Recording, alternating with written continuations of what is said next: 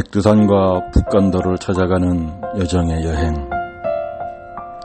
여행이 다 그런 것처럼 설레고 기다려졌지만 다른 나라를 가는 여행과는 다른 무언가가 있었다.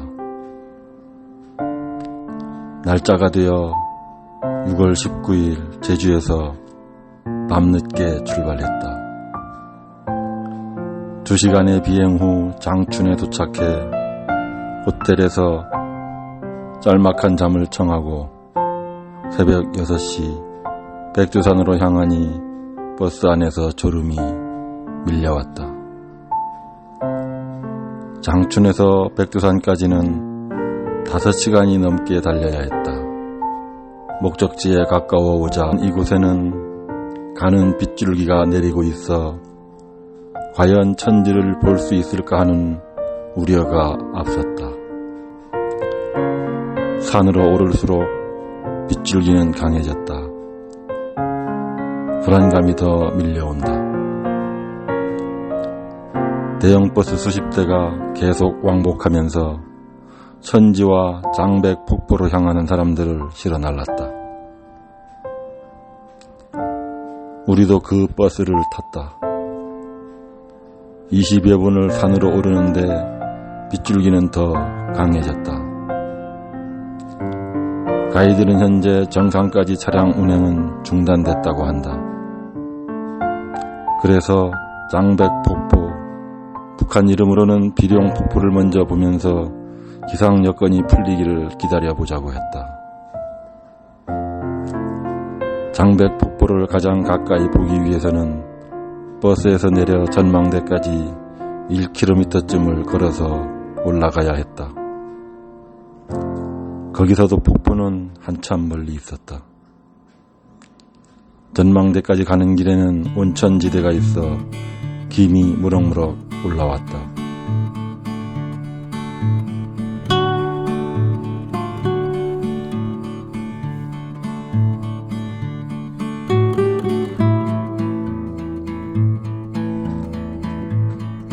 우리가 가고자 했던 코스는 백두산을 북쪽으로 오르는 북파 코스. 중국에서 백두산을 가는 길은 북쪽으로 오르는 북파와 서쪽으로 오르는 서파다. 북한에서 오르는 코스는 남쪽으로 오르는 남파와 동쪽으로 오르는 동파 코스다. 우리가 가고자 하는 북파 코스는 한라산으로 치면 1100도로 버스 정거장쯤 되는 곳에 매표소를 만들고 그곳에서 윗세오름이나 백록담까지 여기에서 운행하는 버스 차량에 탑승해 이동하는 방식이다.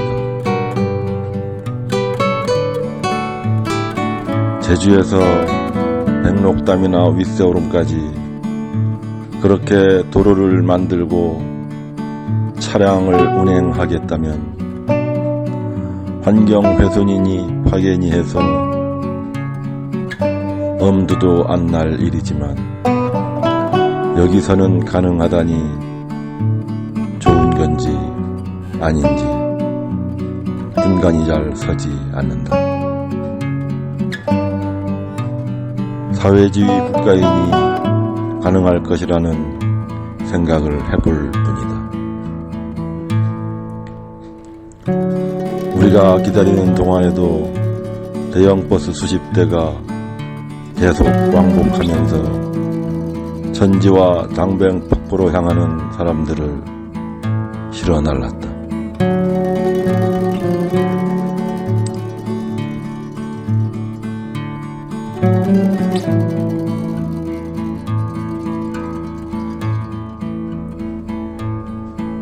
장백폭포를 보고 내려온 시각이 오후 3시 30분. 천지를 가는 길을 막은 기상 악화는 그대로이고 오늘은 갈 수 없다고 한다. 산 밑에 있는 최근에 조성된 도시인 이두백화로 내려왔는데 이곳이 날씨는 산과 딴판으로 막다. 아쉬워하는 우리에게 가이드는 백두산이 100번 와서 2번 보고 갈 정도로 어려워서 백두산이라고 한다고 위로한다. 천지를 보려고 왔는데 못 보고 가는 것인가. 너무나 큰 실망감이 밀려왔고 고민에 빠졌다. 이렇게 돌아갈 수는 없다는 생각이 가득했다. 고민 끝에 일단 내일 일정을 모두 포기하고 다시 또 천지에 도전하기로 했다. 그것도 추가 비용을 70만원까지 내면서.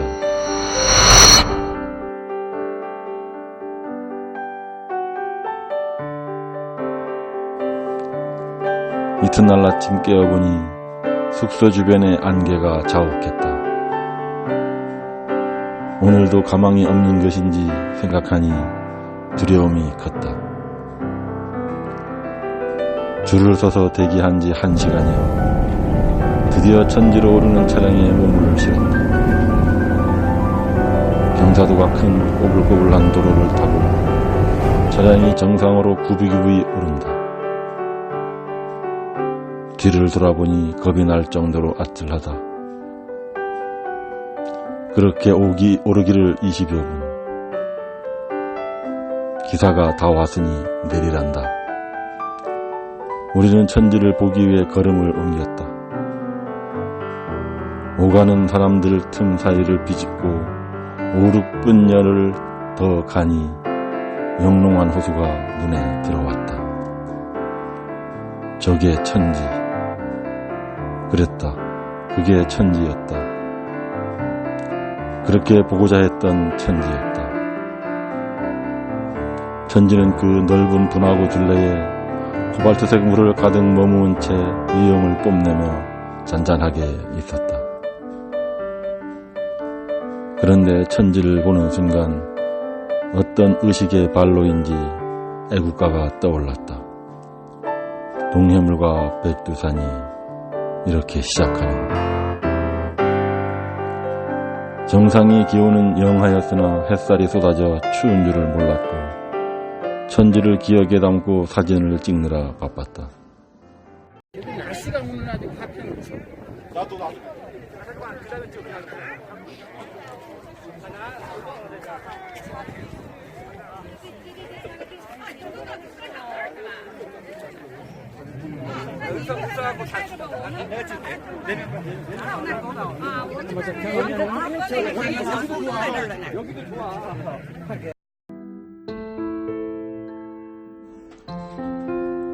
원래의 오늘 일정을 모두 포기하면서까지 천지를 재도전한 것이 후회가 없었다.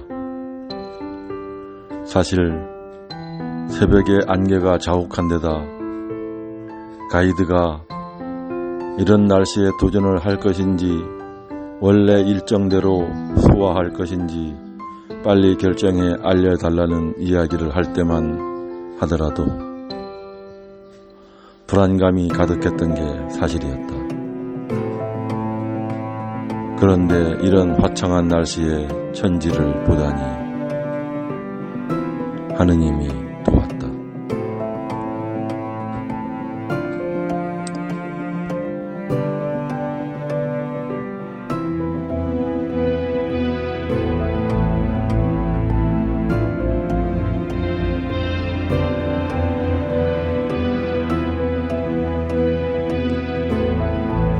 우리는 그렇게 천지에서 40여 분을 보내고 내려왔다. 가이드는 오늘과 같은 천지의 날씨는 1년 365일 중 40일 정도 있을까 말까 하는 날씨라고 한다. 다행히 천지를 봤으니 후회는 없지만 오늘의 일정은 천지 재도전으로 완전히 망가졌다. 서둘러 용정으로 향했다. 북한도의 중심 용정. 일제의 압박을 피해 고향을 버리고 이곳으로 조선인들이 들어온 지 이제 100년이 넘었다.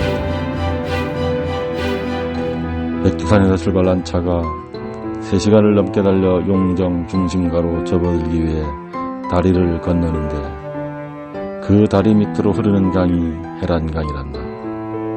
선구제의 노랫말에 나오는 그 해란강.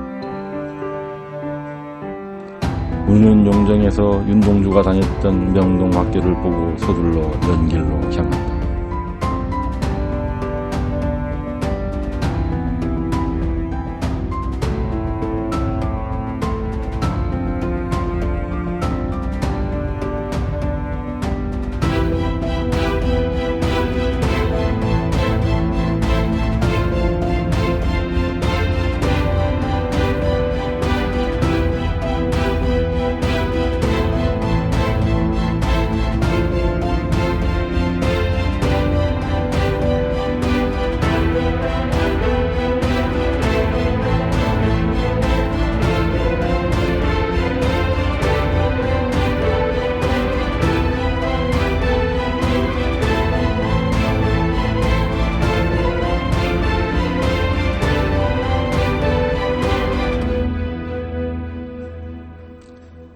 연길에 와서 유명한 북한에서 운영하는 류경 식당에서 저녁을 먹는데 마침 북한 공연단이 공연이 있는 날이란다. 반갑습니다 노래로 시작된 북한 공연단의 공연은 30여 분간 이어졌다.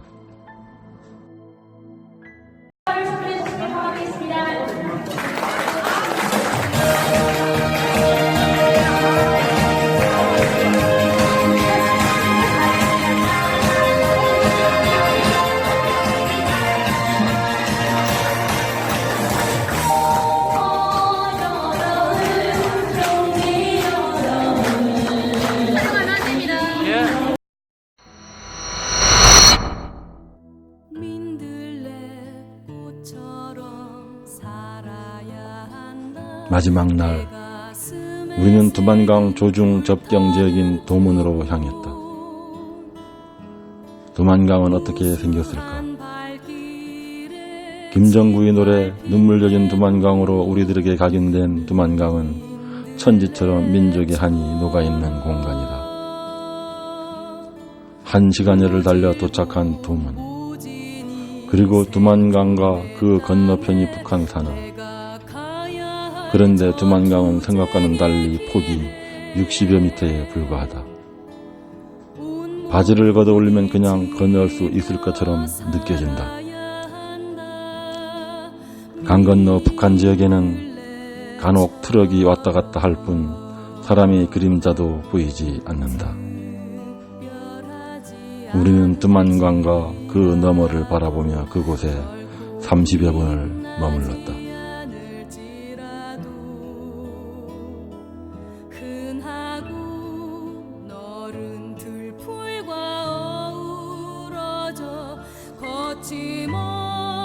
그리고 그렇게 우리는 그곳을 떠나왔다.